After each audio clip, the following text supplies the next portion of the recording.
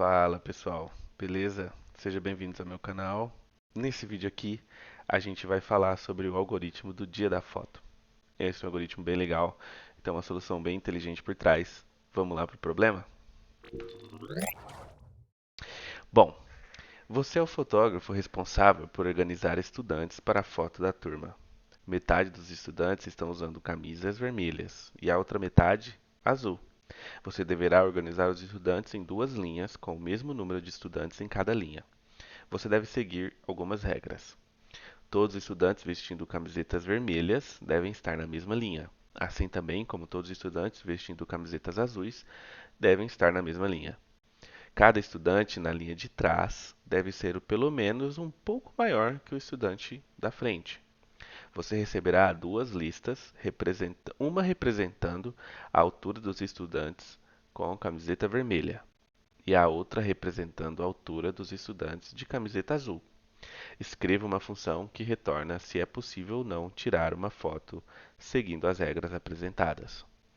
Para esse algoritmo aqui, a gente pode considerar que as duas listas terão o mesmo tamanho e que também serão números inteiros positivos. Não é possível ter uma altura de zero, certo?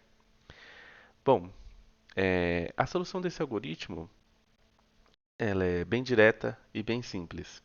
Eu acredito que não tem nenhuma outra forma de resolver esse algoritmo a não ser essa que eu vou apresentar agora. Bom, primeiro a gente precisa definir quem dos alunos, quais os alunos, os de camiseta vermelha ou azul, estarão na primeira ou na segunda linha. Para fazer isso, o ideal é que a gente ordene os arrays, as listas, e a gente acesse o último elemento dessa lista para saber qual é o aluno mais alto de cada lista. Comparando os dois alunos, a gente vai chegar no aluno mais alto da turma e de cada lista, e a gente vai poder definir quais dos alunos, porque esse seria o aluno mais difícil de posicionar, os mais altos. Então a gente vai definir se os camisetas vermelhas estarão na linha da frente ou na linha de trás. Beleza? Então, a gente, nesse exemplo que está aqui na tela, se a gente ordenasse esses dois arrays, a gente veria que o aluno mais alto está no camiseta azul. Então a gente já sabe que a linha de trás deve ser os alunos da camiseta azul e a linha da frente os de camiseta vermelha. Então as nossas linhas ficariam da seguinte forma: os camisetas azuis ficariam aqui. Então vou pegar aqui uma caneta azul e a gente colocaria essa caneta não é azul, mas vamos fingir que é. A gente colocaria o número 9 aqui, representando os nossos alunos de camiseta azul. E aí a gente colocaria o nosso número 8 aqui embaixo, certo? Depois disso, a gente poderia riscar e passar para o como a nossa lista estaria ordenada, o próximo número seria o segundo maior número dessa lista.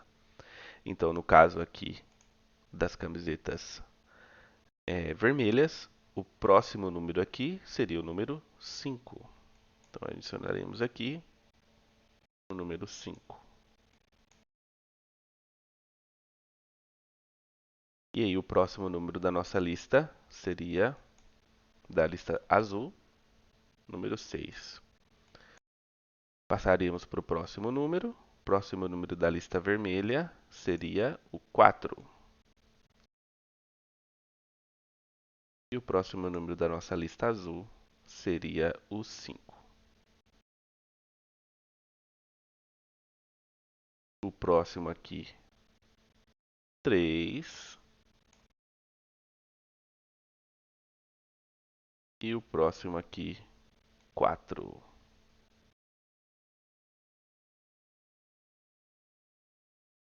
O último aqui, aproveitar que a gente já está, seria o número 1. Não, perdão, 9. Perdão, seria o número 2, né? É que eu acabei não riscando os números, me confundi um pouquinho. E aí, o número da lista vermelha seria o número 1, certo? Então, as nossas fileiras, as nossas linhas ficariam dessa forma. A gente olhando essas duas linhas ordenadas, a gente consegue concluir que sim, nesse caso desse exemplo, seria possível tirar a foto e a gente poderia retornar verdadeiro para essa função.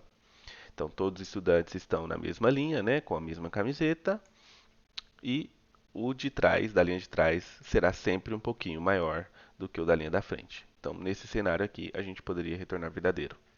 Vamos ver como é que esse algoritmo ficaria no código? Então, vamos lá. Primeira coisa a se fazer é ordenar. Então, a gente vai usar essa função construída pelo C Sharp aqui mesmo, para fazer a ordenação dos nossos algoritmos, das nossas listas. Então a gente começaria a ordenar as nossas duas listas aqui.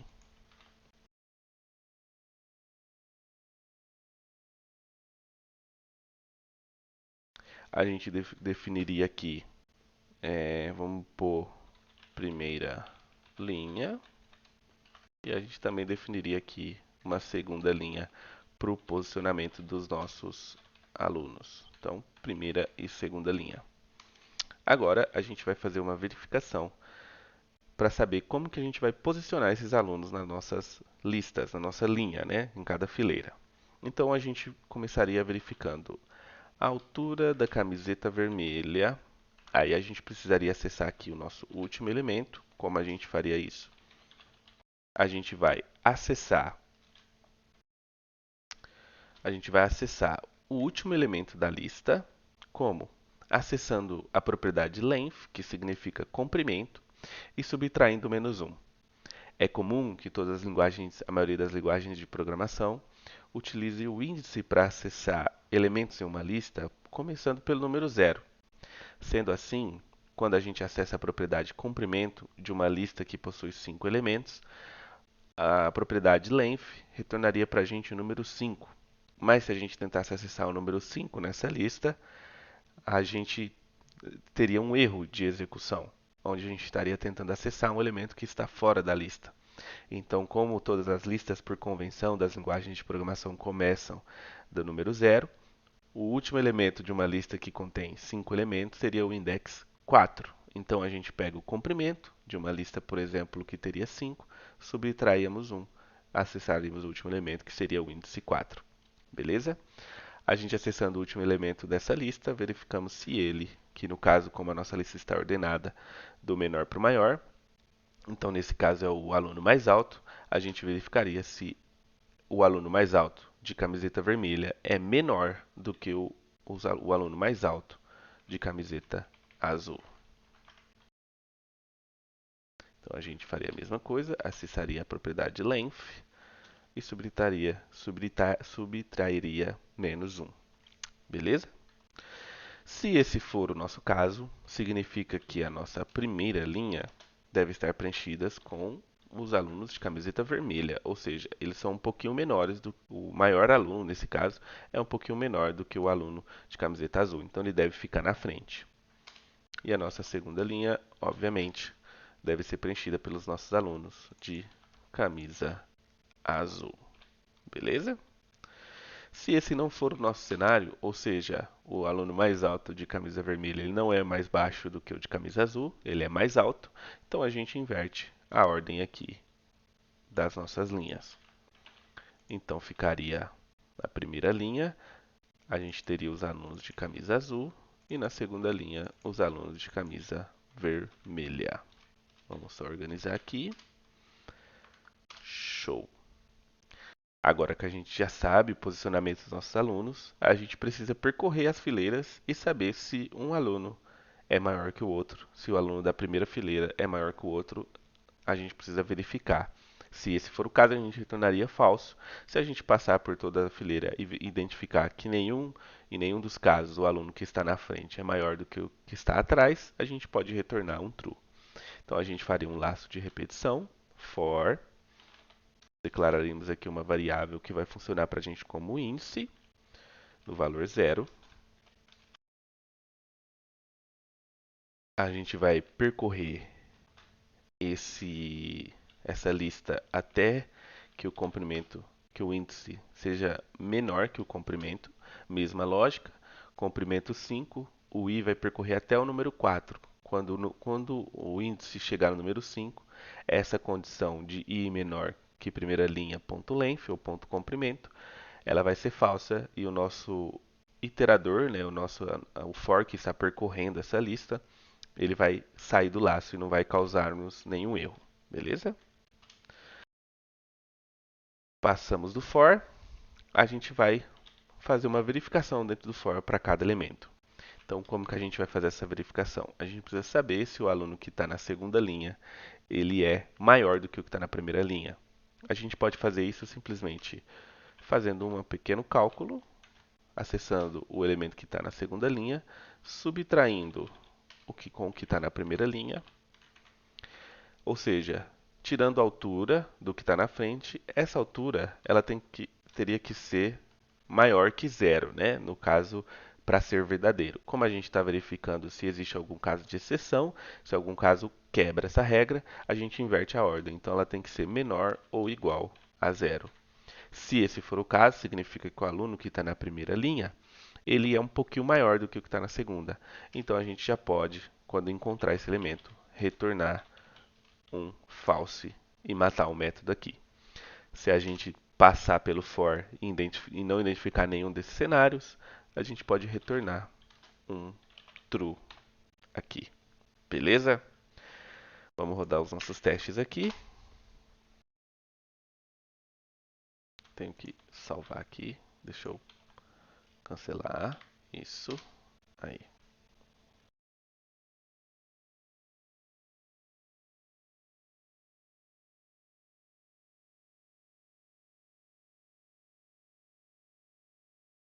Comenta aqui se a explicação ficou clara, se ficou alguma dúvida. Então, os nossos testes passaram, né? Tudo verdinho aqui pra gente. Bom, espero que você tenha curtido esse vídeo, espero que a explicação tenha ficado clara. Comenta aqui se você chegou nessa solução, se você entendeu como organizar essa solução, como chegar nesse algoritmo, nessa função. Comenta aqui embaixo qualquer coisa. Se esse vídeo te ajudou nos seus estudos, deixa um like, beleza? Obrigado mais uma vez pela atenção. Valeu, pessoal.